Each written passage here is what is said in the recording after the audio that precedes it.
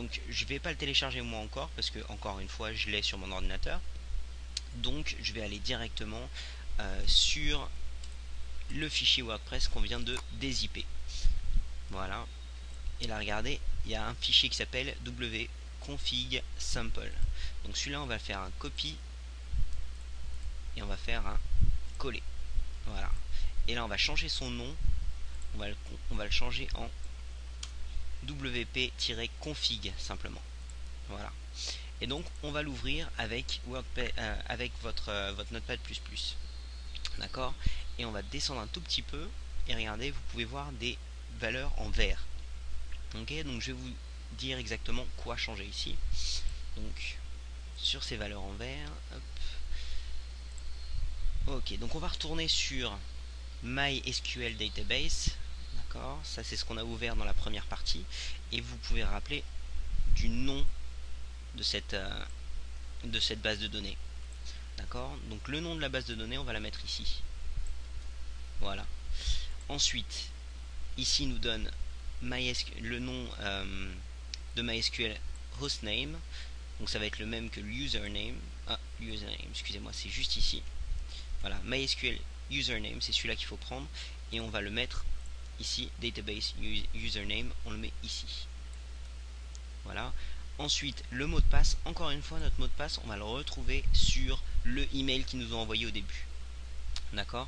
Donc, on peut voir encore une fois MySQL, database name, username, password, et c'est le password qu'il faut prendre.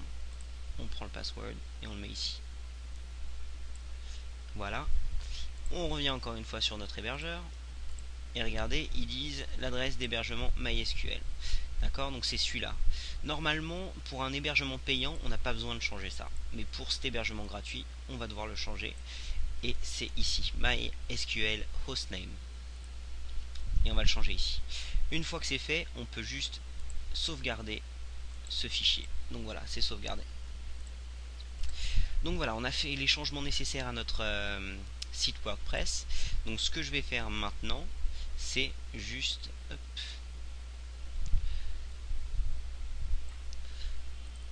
voilà. Tous ces fichiers là, donc je reviens sur mon voilà, je reviens encore une fois sur FileZilla et voilà, je vais transférer tous les fichiers. Donc je reviens sur le fichier, voilà, que j'ai dézippé et qu'on vient juste de changer, bien entendu. D'accord, donc encore une fois, hop, c'est mon WordPress. Voilà. Ok, donc on prend tous ces fichiers ici. Hop, on va tout sélectionner et on va les passer, hop, on va ouvrir ça et on va les mettre dans htdocs. Donc vous pouvez voir ici que ça c'est l'arbre de nos fichiers. Donc ce qu'on va faire, c'est que on clique sur déjà notre nom de domaine et on va pas les mettre ici les fichiers, on va cliquer sur htdocs. Voilà. Et donc là on peut transférer tous ces fichiers là en cliquant et en glissant. Voilà, on va les mettre sur notre hébergement. Et donc on peut voir là qu'il y a 950, à peu près 950 fichiers. Et voilà, ça va prendre un peu de temps, mais ça va tout transférer de l'autre côté. Donc pour l'instant je vais poser cette vidéo et puis je reviens une fois que les fichiers sont transférés. Donc voilà, tous nos fichiers ont été transférés sur notre hébergeur. Donc on va pouvoir revenir sur notre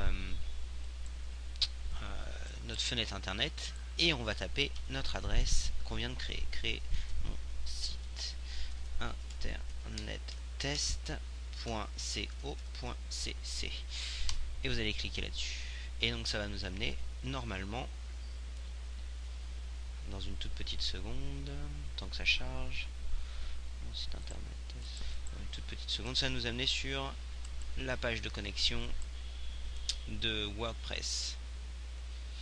Voilà, ça met un peu de temps pour charger, je suis désolé. Ok, voilà. Et donc là, ils vont vous demander le titre du site. Donc pour mon titre, moi, je vais mettre site test. Voilà, vous n'êtes pas obligé de mettre la même chose que votre nom de domaine. Identifiant, je vais mettre Emmanuel. Tiens, voilà. Voilà. On tape notre mot de passe. Voilà.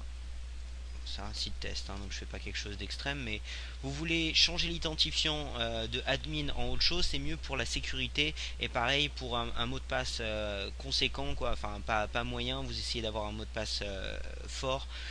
C'est vraiment une question de sécurité, quoi. Mon adresse de messagerie, donc c'était créer mon site internet, pas Hotmail mais live.com.